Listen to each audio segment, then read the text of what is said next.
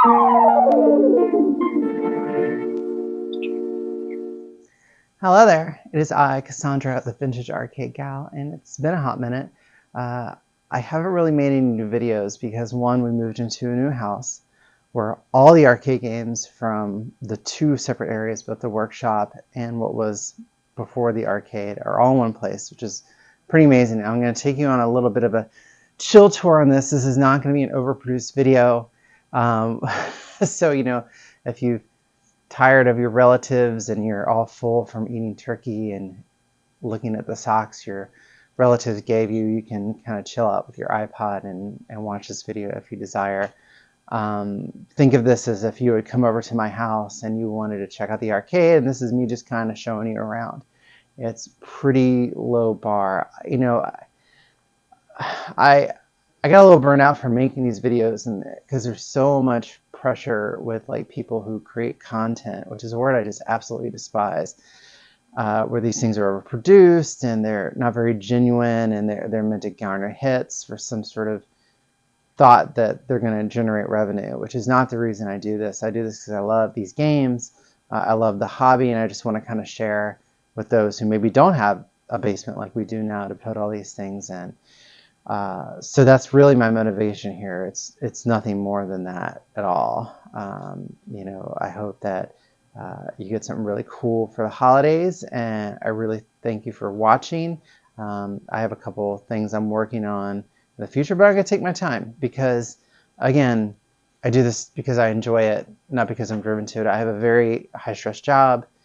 I work as a social worker. For those of you who know social workers, it's pretty tough. It's a pretty tough job. So this is my relaxation. This is what I do to stabilize my mental health. So anywho, on that note, let me take you around the new arcade. I love to show it to you.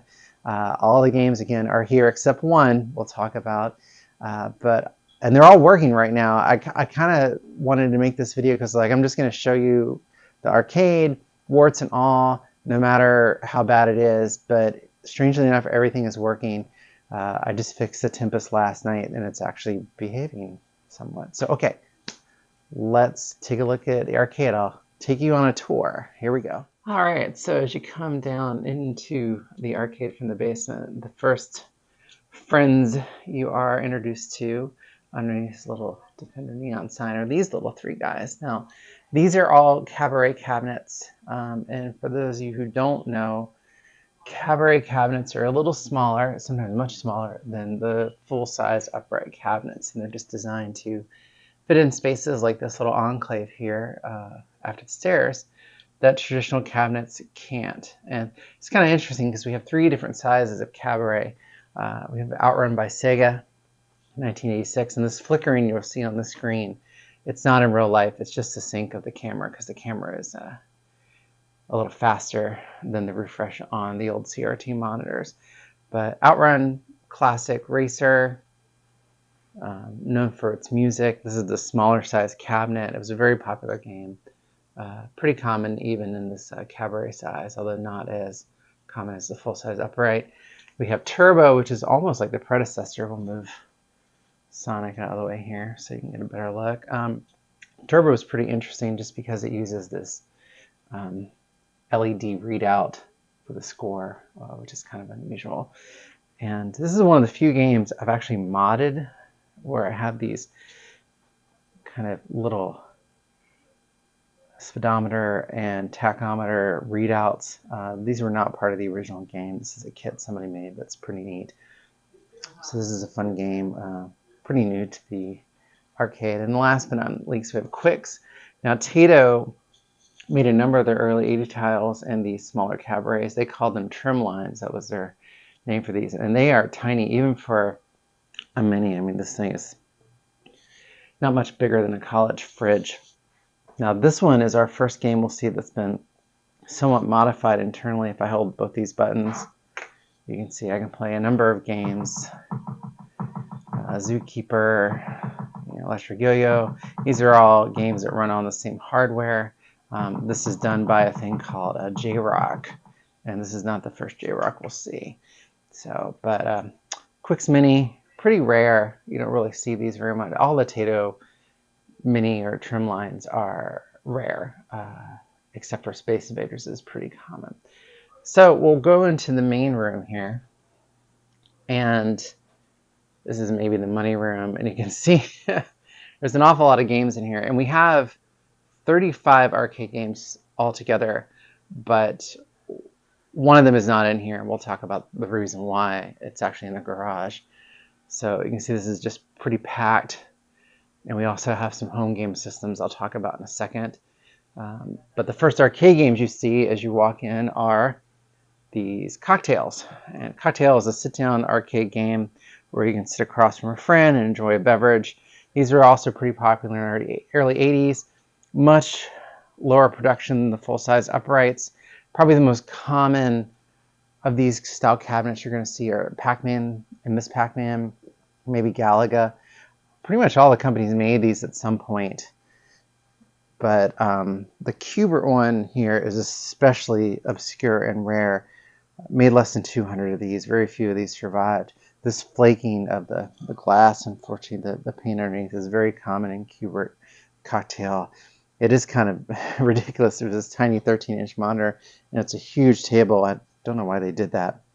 But this game also is running on a J-Rock, and this is not so much so you can play other games.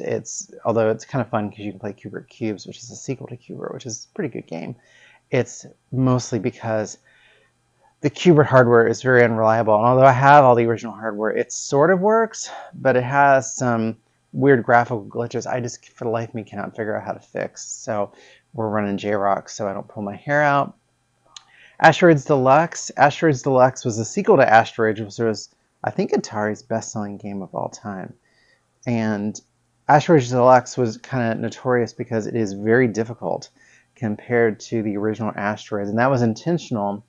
A lot of players had figured out how to exploit the original Asteroids and play almost forever, and this is the opposite of that. And they released two versions of this game as far as like the actual program. One was much easier because the original was deemed too difficult, but this is the original. This is the harder of the two ROM sets in this game, and I'm not very good at it, but it's fun. Okay, so let's go in the main room. Now, this main room is mostly Atari stuff with some oddballs we'll talk about.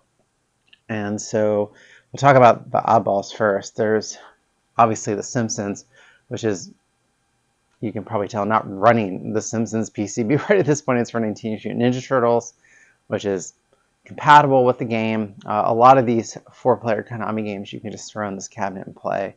This is super popular when we have parties and stuff, this cabinet. I do like The Simpsons. I just threw Turtles in there recently. I've got a couple different games I can put in there, all running on original hardware. This game was the subject of a pretty intense restoration where we cut the game in half and rebuilt the front. There should be that video online somewhere. Next to it is this little buddy. Talk about obscure. This is made by a company called Thomas Automatics, as Star Wars sings in the background. It was a British company that came over here, made these bootleg and kind of oddball games. This is a bootleg of Phoenix, a really bad bootleg of Phoenix, but this cabinet is built like Fort Knox. It's really kind of amazing, but it's a weird little Phoenix clone that is very frustrating to play. Okay, let's talk about all these Atari arcade games. And Atari has always definitely been kind of the focus of, I guess, my collection. I'm going to make it a little brighter there. So we begin here. You can see we have some Bronze Age games, which have been from the beginning of arcade games up till maybe 1978, depending upon your particular opinion about the subject. So Pong, this is an original Pong running on original hardware. It's signed by Nolan Bushnell, who founded Atari. It's got some festive Christmas trees on top of it. Next is Stunt Cycle, which came out in '76. Still no, I don't think this one has a processor. I think it has a ROM, but no RAM. Still pretty early. The one thing about Pong is it has no ROM, no RAM, and no processor. It is purely gates. That's all how this works. And the reason there were so many bootlegs of Pong is you could buy all these off-the-shelf components and just make your own Pong. There was nothing, no custom silicon that Atari had produced for Pong. Stunt Cycle obviously meant to encapsulate, for those of you who are not of a certain age, on the popularity of Stuntman Evel Knievel without paying the licensing for Evel Knievel. But this is a super fun game, and although this controller looks like it should move back and forth, it actually doesn't. The only thing that moves is this is your gas, and that's the only thing you really get to control. So this is actually a really fun game. I think this is the first arcade game I ever played when I was a little kid, at least I remember. So next is Anti-Aircraft 1975. Again, it has a ROM, no RAM, no processor. This penguin, we're going to move out of the way. And this light you see is the LED lighting at the top. Some of you who have an Atari 2600 probably know this game from Air and Sea Battle. It's basically the same game, but without as many options and things. It's only a 2-player game, but this game is super fun, and it gets a lot of usage in our household. We have a lot of anti-aircraft throwdowns, and I love the artwork on this game, especially the side art. It's just phenomenal. This just reeks of the era, 1975, and also this early Atari aesthetic, this just really kind of cool minimalistic art. I just love it. And if you ever wanted to know, I don't know if you're going to be able to see this very well. Let me see if I can turn the little light on here. Let's see. No, doesn't want to go. But there are like so many cigarette burns on this control panel. Just a testimony to everyone who smoked in the 70s. So there's one more Bronze Age game. It's kind of in the corner, and it's not because it's been bad. It's because I'm still working on it. This is a project, or was the project I was working on right before we moved. It's a Track 10. It's a smaller cabinet. There's a Grand Track 10, which came out before this, and Track 10, which is you can almost call it a Cabaret, but really it was kind of like the cost reduction model because Atari was losing their shirts on this game. This is the first racing game ever. It's the first game with the steering wheel, gas pedal, brake, shifter, and the first game with synced video. The game works. It's totally working, but the sound doesn't work for some reason. And I haven't been able to figure it out. And as you can see, we've mostly restored the entire cabinet, except the pedals look like they've been in a war because this thing was sitting in water for years, and I just haven't rebuilt the pedals yet, but that's coming. But this is really the only minimal project we have right now. We flip over here. We have our 3 little Cabarets. It's Atari Liberator. This was meant to be the follow-up to Missile Command, sort of. I did a pretty long video on this if you're interested. And we made this. This is a totally 100% custom-made game. Didn't really come as a Cabaret, although a Cabaret version does exist in a slightly different form factor as this, as a prototype that I'd love to get my hands on. But Liberator was just a big flop for Atari. I don't remember the exact, 762 I think made the uprights, and that was it. Never came out for the home system. It's a shame. I think it's actually a really good game. I think it's fun. It's just came out at a bad time, a little too late. 82 space games were not really super hip at this point, but I think if this game had come out a couple years earlier, it would have been a huge hit. So here we have our second vector game, actually, because we saw asteroids. This is Battlezone. It's, again, the Cabaret, the smaller cabinet on these guys. Not rare, per se, in the smaller cabinet, but not as popular as the full-size. They made a lot of the full-size versions. And this color is kind of a trick because it's just a gel over top of the black and white monitor, and this flickering, you wouldn't see that in real life. This also has kind of a multi-game kit called Red Zone that lets you play a couple other games like Red Baron. There's a new version of Battlezone. It's a great little kit, and Battlezone is not the most reliable game in the world. It uses a secondary PCB board that's called the Math Box, which is pretty prone to just self-destructing. which Tempest also has. We'll talk about Tempest in a second. Here we have Centipede Cabaret. One of the more common Atari Cabarets, although this one is interesting because this particular game was actually Atari's for many years. It was a very late build. It was designed for trade shows and events.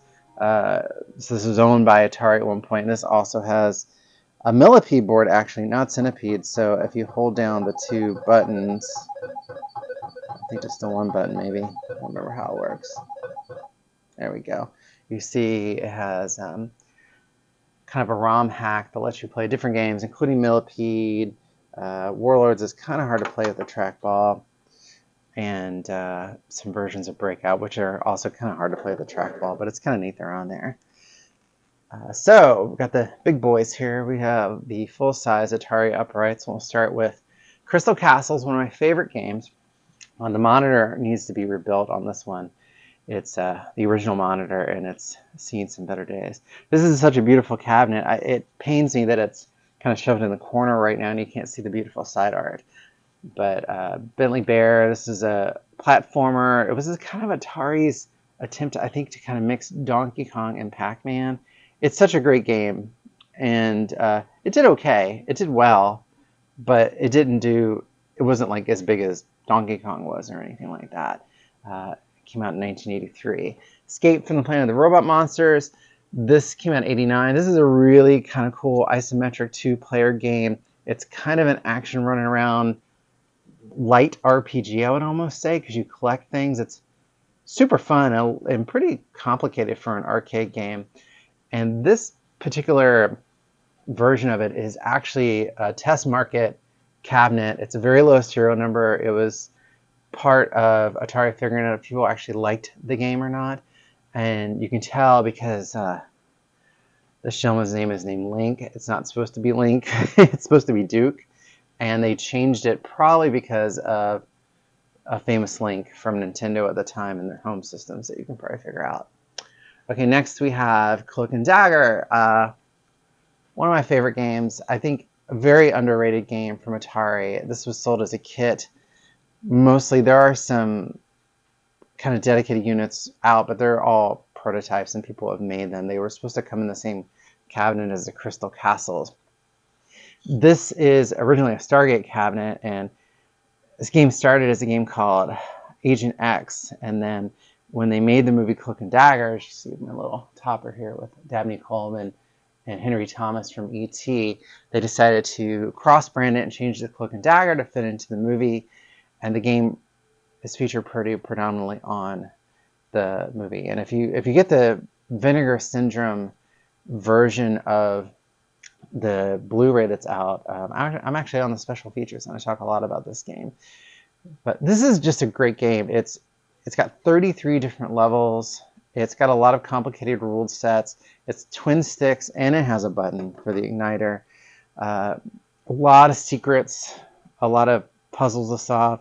Just was, I think it came out in '84 in like the worst possible time. So it just, even though they sold about 1,000 of the kits, all meant for Williams games, just never really saw a big audience, compared to maybe some other games of the era. Okay, so we've got our 3 color vector games here, and those of you who don't know what vector monitors are a special kind of monitor that allows it to make these very bright, colorful XY direct drawings, unlike raster that fills in the whole thing. And I'm sure you can go online and look all about raster versus vector to your heart's content. For people who are interested in collecting arcade games, vector games are a monumental pain in the butt to keep running. They, although knock on wood, these have been rebuilt the best I possibly can, and they've been fairly reliable right now. Tempest, so out of these 3 is, in fact, out of all the games in the arcade, is the least reliable game that I own. I have really racked my brain around this one many times, including recently, to see what's wrong with it and what's going on. But it's a classic shooter. I won't bore you with the history of it, but it came out in '80. This was Atari's first, I think this is the first color vector game, period. And it was really originally designed as almost a 3D Space Invaders, but it's got these This amazing psychedelic kind of three-dimensional kind of galleys here that zoom in and out thanks to the math box, the same one used in Battlezone, which has caused a lot of woe, why it doesn't work, but such a great game. Next here is Black Widow. Black Widow is the kind of the apology game. So in 1982, a game called Gravatar came out by Atari that was very, very difficult to play, very challenging, very hard. And it was, I think, Atari's attempt to make a game that would compete with Defender as far as its complicated nature, but it didn't go over well, and it wasn't very well revered. So this game was a kit they sold that people could put in Gravatar, and Atari actually put these in unsold Gravatars, which is one of these. This is unsold originally, and Atari converted it in the factory. It's a twin-stick shooter. It's a lot like Williams's Robotron 2084, but it takes place kind of on a spider web. I like this game a lot. It's pretty fun.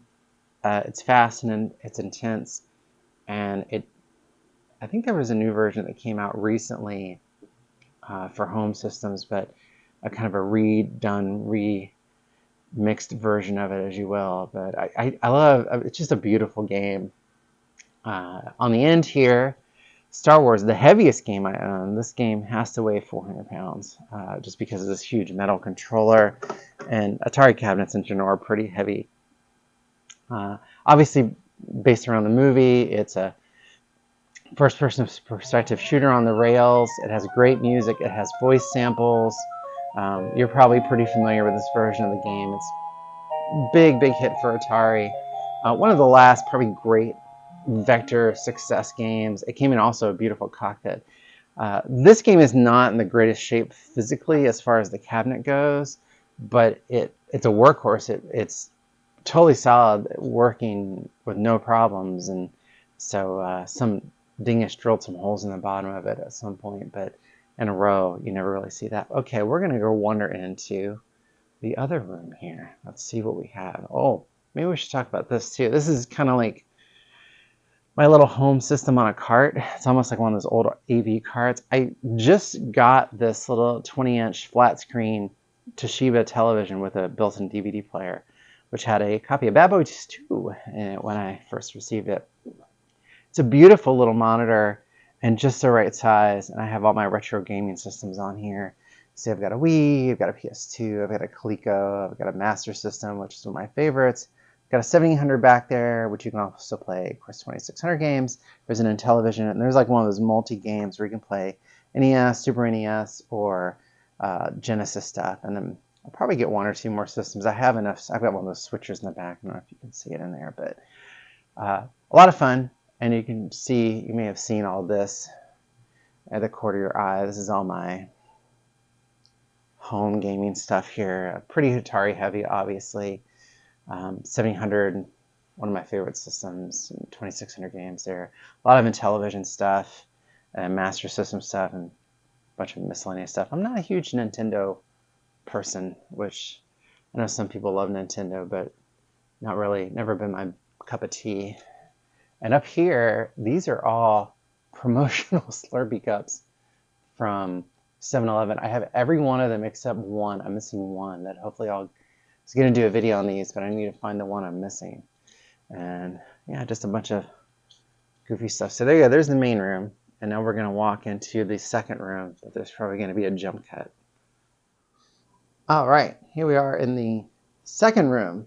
And this room is a little differently arranged down here in the basement, but we have even more arcade games down here. And one of the things I wanted to kind of point out, you might be asking, like, how the heck do you turn all these things on at once? And we had a guy come out, an electrician, and rewire the entire basement downstairs for amperage. So we have the ability now, I think 320 amps down here we can have. They're dedicated breakers and circuits you can see down here. I've marked each one where each one is like well, I can't really see it, but like a 20 amp circuit.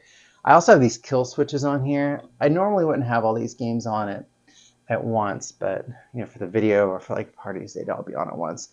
it can get a little hot down here when they're all on. These things produce a lot of heat. Every one of these is a CRT old school tube, except one, and I haven't gotten to that one yet. So as you walk in here, you've got Miss Pac-Man, classics of classics. You could plug a regular Pac-Man board in here if you wanted to. It's the same pinout. I prefer Miss Pac-Man, and you can see Eagle Eye Viewer is the fast, and I'm going to need to adjust that a little bit. It's a little too high there. But this is one of the few games I'm really, really good at, I think. I think my high score is about 500,000 almost on this. So next is Pac-N-Pal, which is an interesting one. It's in a Super Pac-Man cabinet currently, and Pac-N-Pal was kind of the sequel of Super Pac-Man, but it never came out here. It was originally supposed to come out as Pac-Man and Chomp Chomp, which was the dog in the Hanna-Barbera Pac-Man cartoon, but it never did. And some people will modify Super Pac boards to play Pac-N-Pal, but this is actually an original Pac-N-Pal board, so it's pretty rare. And this marquee, actually, somebody made this for me. Pac-N-Pal never came out in this country. Okay, so we have the main lineup here. Kind of miscellaneous manufacturers at this point. To try to group them together was just hard to. So we have Mikey, which you may have seen my video on Mikey before. I love Mikey. It's very hard. It's an early kind of sandbox platformer. It's punishing to play, but I love it so much. It's such a weird freaking game, and there's lots of different versions of it. This is different than the Japanese version, which takes place in an office. The Mikey takes place in a school. There's even a couple variations of this game, but this would have been the version that came out in America. It was Mikey was the last game released by Century in '84, right before they stopped making arcade games. And this game actually has a 6-way switcher, so I'm not quite sure what's on here right now. Let's take a look. Let's see what we got. So we have the Big Kit, which has all sorts of great games in here you can play. Mr. TNT is a great game, one of my favorites. So go here, and I think it's going to be Circus Charlie. Sure enough. One more. This is Tutankhamun, and Eagle Eye viewers might say, well, how do you play that without a third button? I've wired the player 1 button also act as the third button. I'm really bad at this game, by the way. And then we have, I don't think there's anything in this slot. And then this is Locomotion, a puzzle game Centauri brought out in very small amounts by Konami originally. And this is a fun game. It's like a little slider puzzle train game. Pretty obscure, this one. All right, moving on, Rally X.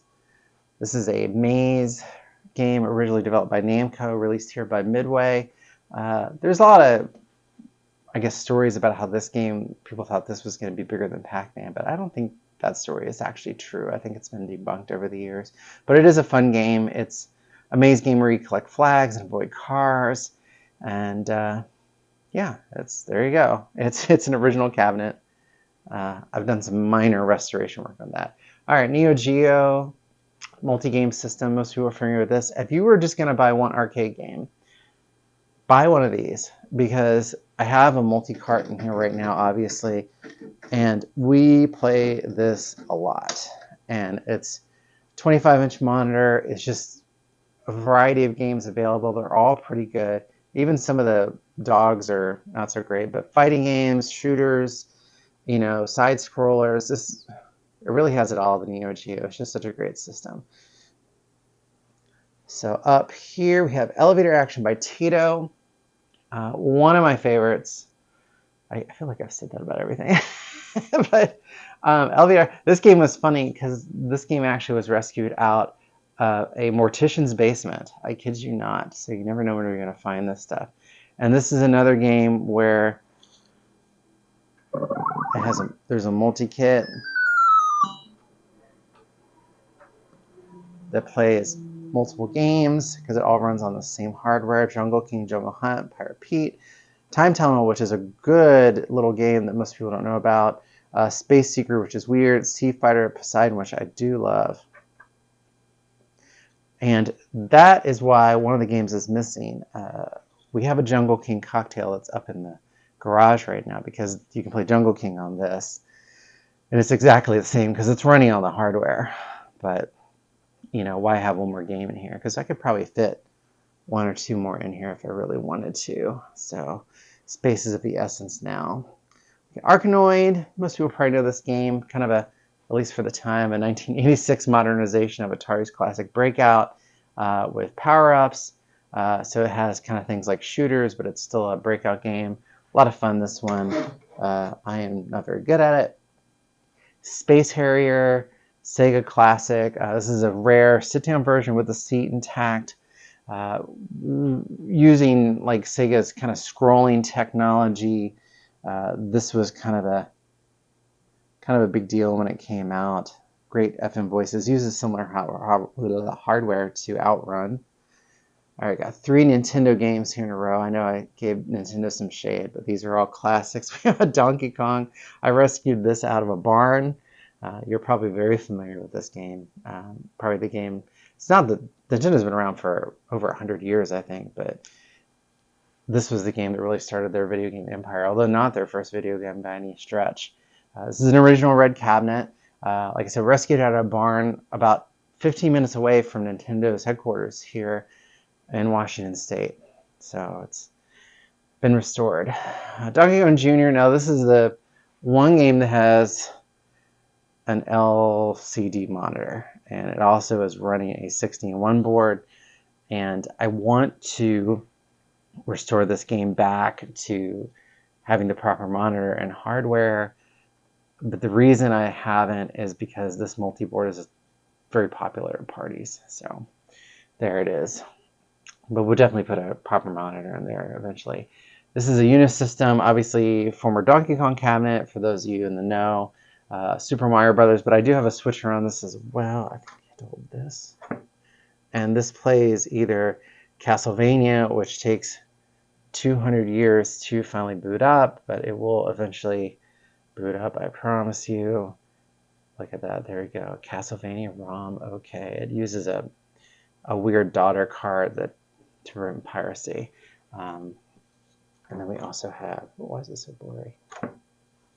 That's my camera freaking out. There we go. Too close, I got it. And then Excite Bike, which I like. All right, 2 Williams buddies, actually 3 Williams buddies. We have Stargate, sequel to Defender. This one also has J-Rock in it that lets you play all sorts of great games. Defender, Stargate, Robotron, Joust, Bubbles, Splat, Blaster, which is one of my favorite, Sinistar, which is oriented the other way, but you can still play it. And it has this kind of multi-use control panel. I still have the original though, but this is a great one. We have Moon Patrol, which I restored a while back. I have owned this game for many years. This is probably the second oldest game, although I didn't own it for a while. I rebought it from the guy I sold it from. Probably had this for 20 years on and off. And of course, this one, the Space Harrier, I've owned since 1995, so I've owned that one for forever. All right, last but not least, we have Smash TV. These are becoming harder to find, and they're finally kind of getting their due, I feel. Fun, kind of a spiritual successor to Robotron 2084, but you can play with 2 people at the same time. This is a dedicated 25-inch cabinet. It has not been restored. It's totally 100% original, except for this bezel, which was a reproduction. And the original 25-inch did not have these graphics on it. These are from the 19-inch version.